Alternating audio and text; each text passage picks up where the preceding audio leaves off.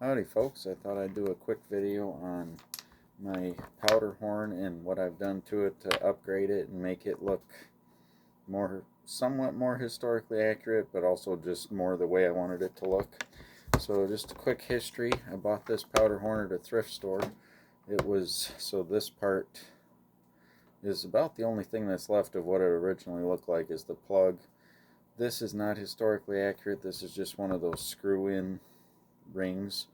Um, I guess they would have had kind of like a staple, a lot of them, but I don't know. This looks kind of like a staple anyway. I thought about maybe just like flattening it, but I haven't gotten that far yet. So anyway, when I got it, it was attached by this on one side, and then it had these kind of like a key ring, but they had a snake's head and tail, so it was like a coiled snake, but it was overlap like a key ring. So it had those here and up here attached to something. I don't even remember what. I threw that stuff away. And it had a metal plug. And it was about that much longer. But with the turn and how small the hole was, you couldn't use it for powder. And I wanted it to be, usable. So I cut it off and I drilled it out a little bit. And originally I just tied my leather around it and JB welded it right to it, which didn't look half bad, but it didn't look great. And recently I discovered using these in wood when I was making stuff to make a groove, and then you can tie the string around. This is a powder measure I made for it, but then I ended up going a different route. So anyway, I took and filed a groove in there and then tied my string around, so that won't go anywhere now, and it looks a lot better, more historically accurate, I would imagine, and whatnot. And then and the original strap was just a really cheap, like cardboardy leather, and it was red. It was ugly. It was a little thicker than this. I wanted just basically string. So that's some upgrades. It had I'm trying to see a little bit. It had a really stupid looking engraving, like really shallow, cheap, like a wolf or something there. So I had filed that off and stuff. But anyway, I cleaned up the end here because that was just rough cut from the saw. So I filed that and sanded that down really good. And then I just took a wet piece of a t-shirt wet with neat's foot oil and just kind of polished it.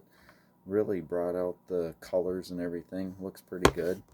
And then, so I got my string attached. Then I attached my spout with another piece of string. This is also my powder measure. I took a 3/8 bit and I go a little bit, dump powder in and check it with my measure, and ended up going down that far, which ends up being about 1.25 inches with a 3/8 Forstner bit, for how deep that is to get 30 grains of 777 for my Traditions Kentucky pistol. And so I whittled this. This started out as just a block of hardwood, about like that. And I drilled the hole first, and then I cut along the side, and then I marked how far that hole went down, and then I just whittled it and sanded and filed, or used a rasp. Got that down to the right thickness. And then I took and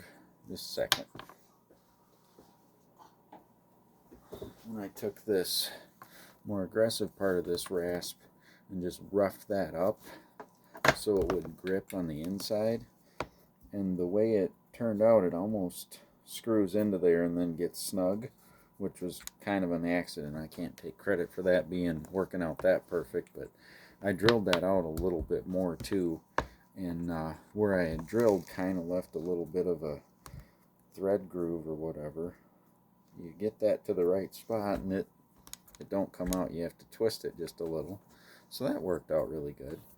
And I stuck this in my bottle of walnut hull dye to get that color, and then I just coated the ends with neat's foot oil to keep it from splitting, which seems to be working really well. So yeah, I haven't made it out to shoot since I did all that, to actually use the powder measure and everything, but hopefully sooner or later you'll see it in a video being used. Don't know when I'll get out to shoot again, between work and weather and life happening. I haven't made it out to shoot for several weeks now, but just thought I'd share what I did to this. If anybody has a powder horn and they want it to look a different way, there's I watched some videos by Mike Bellevue, Duelist 1954 is his YouTube channel, that were a little bit older videos, but he customized the powder horn kind of like I did, but he did even, a lot more and made it look like 18th century authentic. I want mine to look like a homemade. I still want it to look authentic, but I don't want it to be like a fancy thing. I want it to look like something the frontiersman would have, just utilitarian, not show off plus utilitarian. So anyway, that's what I've got for you today, and that's all I was going to say about it. And I used this to put a groove in here too. You want to chuck that up in a vise when you're drilling that hole, or you're liable to hurt yourself. And I chucked it up in the vise and filed that in there, so that is good and secure and not going anywhere. So that's it, and thanks for watching.